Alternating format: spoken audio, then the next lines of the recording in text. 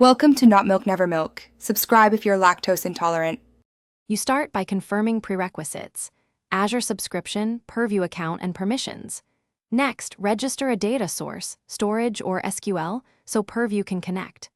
Once done, configure credentials and managed identity. Make sure to test connectivity immediately. You should also add data classifications and a glossary seed so discovery has context. These first steps let you move from platform setup to actual scanning. They speed future classification and policy application. You now configure scans, choose file paths or tables, pick classification templates, and set scan scope. Once configured, create scan rules to exclude noisy folders and prioritize high-value assets. Make sure to schedule incremental scans during low-traffic windows to reduce load.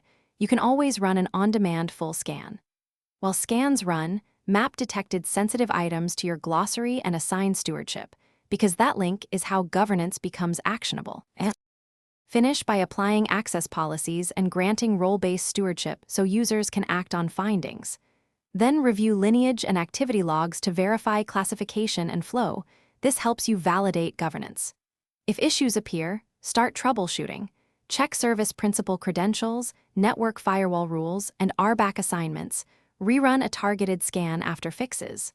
Finally, document recurring failures in a ticket and automate alerts so you catch regressions before they impact. Thanks for watching. If this was helpful, leave a like and consider subscribing. See you next time.